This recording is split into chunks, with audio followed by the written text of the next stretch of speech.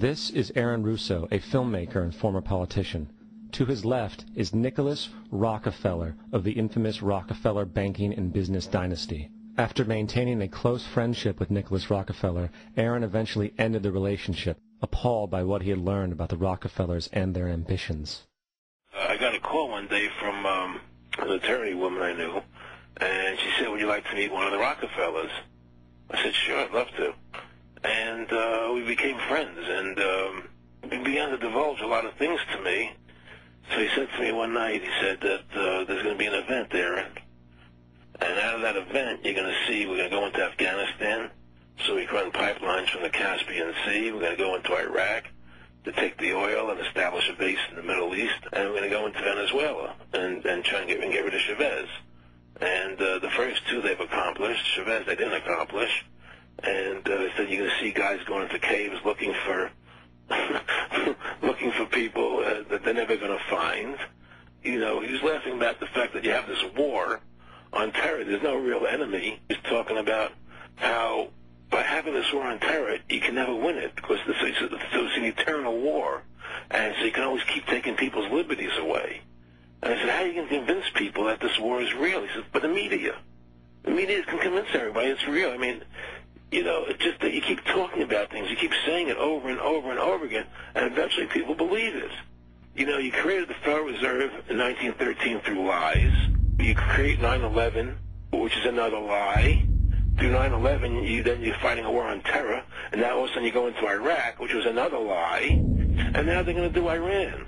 You know, and it's all one thing leading to another, leading to another, leading to another. Now, I would say, what are you doing this for? What's the point of this thing? You have all the money in the world you ever want. You have all the power. I said, you know, you're hurting people. It's not a good thing. And he would say, what do you care about the people for? Take care of yourself and you take care of your family. And then I said, so what are the ultimate goals here? He said, the ultimate goal is to get everybody in this world chipped with the RFID chip and have all money be on those chips and everything on those chips. And if anybody wants to protest what we do or violate what we want, we just turn off their chip. That's right, microchipped. In 2005, Congress, under the pretense of immigration control and the so-called war on terrorism, passed the Real ID Act, under which it is projected by May 2008 you will be required to carry around a federal identification card, which includes on it a scannable barcode with your personal information.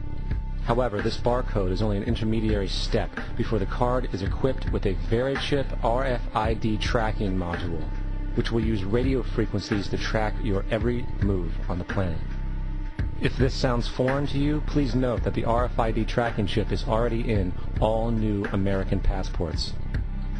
And the final step is the implanted chip, which many people have already been manipulated into accepting under different pretenses.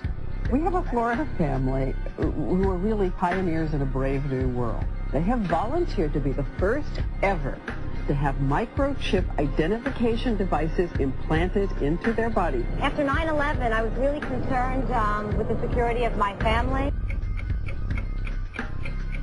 I wouldn't mind having something planted permanently in my arm that would identify me.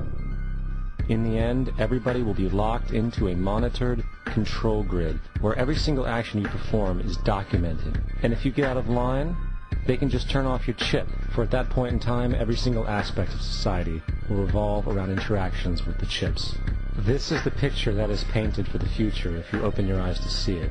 A centralized one-world economy where everyone's moves and everyone's transactions are tracked and monitored, all rights removed. The most incredible aspect of all. These totalitarian elements will not be forced upon the people. The people will demand them. For the social manipulation of society through the generation of fear and division has completely detached humans from their sense of power and reality. A process which has been going on for centuries, if not millennia. Religion, patriotism, race, wealth, class, and every other form of arbitrary, separatist identification and thus conceit has served to create a controlled population, utterly malleable in the hands of the few.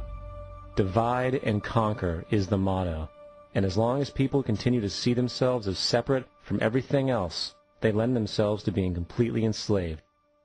The men behind the curtain know this, and they also know that if people ever realize the truth of their relationship to nature and the truth of their personal power, the entire manufactured zeitgeist they prey upon will collapse like a house of cards.